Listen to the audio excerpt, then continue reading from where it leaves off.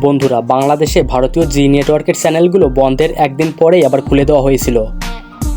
জি নেটওয়ার্কের চ্যানেল জি বাংলা বাংলাদেশে বেশ জনপ্রিয়, কিন্তু প্রশ্ন হলো বাংলাদেশের টেলিভিশন অনুষ্ঠান কেন দর্শক টানতে পারছে না, কেন বাংলাদেশের টিভি দর্শকেরা ভারতীয় চ্যানেলমুখী, তা নিয়েও গত বেশ কয়েক বছর ধরেই আলোচনা চলছে। কয়েক বছর আগে করা ঢাকা বিশ্ববিদ্যালয়ের পপুলেশন সায়েন্স বিভাগের এক জরিপে দেখা যায় বাংলাদেশে নারীদের 90% টেলিভিশন দেখেন, যদিও এদের 60% দেখেন স্টার জলসা সহ ভারতীয় বাংলা চ্যানেলগুলো। কিন্তু প্রশ্ন হলো কেন ভারতীয় চ্যানেল পছন্দ করেন দর্শকেরা, কেন বাংলাদেশের অনুষ্ঠান তাদের আকর্ষণ করে না। বাংলাদেশের টিভি দর্শকদের বড় অংশের কাছে ভারতের বাংলা চ্যানেলগুলোর দৈনিক সোপ অপেরাগুলো জনপ্রিয়। এগুলোর দর্শক প্রধানত নারী এবং অবসরপ্রাপ্ত প্রবীণ নারী পুরুষ। আরেকটি অংশের কাছে জনপ্রিয় হচ্ছে বিভিন্ন খেলাধুলার চ্যানেল। এগুলোর দর্শকদের বড় অংশটি তরুণ এবং নানা বয়সের পুরুষ।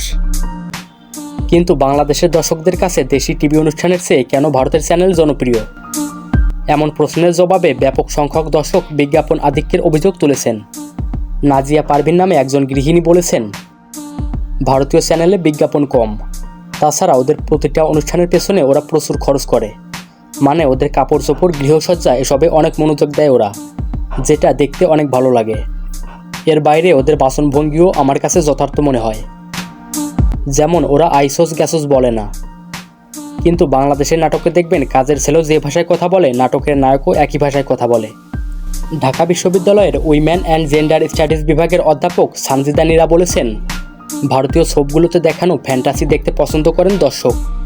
রূপকথার গল্পের মতন যেসব ফ্যান্টাসি সেখানে দেখানো হয় সেটা বাংলাদেশে হয় না।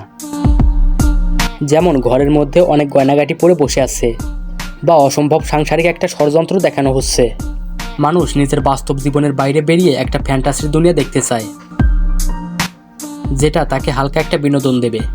এছাড়া সময়সূচিও একটা ব্যাপার, নির্দিষ্ট করে রবিবার সোমবার মনে রাখতে হয় না।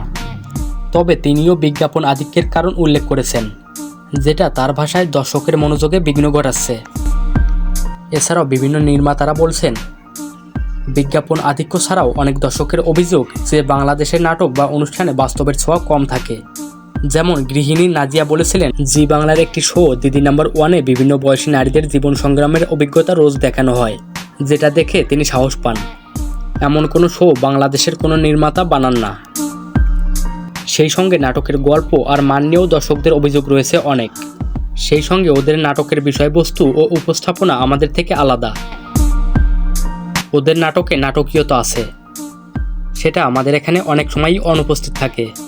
ভারতে দেখা যায় একটি উপন্যাস নিয়ে বড় আঙ্গিকে একটি ধারাবাহিক বানানো হলো, কিন্তু বাংলাদেশে সেটা অনেক সময় দেখা যায় না। এর পেছনে বাংলাদেশের সামগ্রিক সাংস্কৃতিক চর্চার দেউলিয়াপনা দায়ী।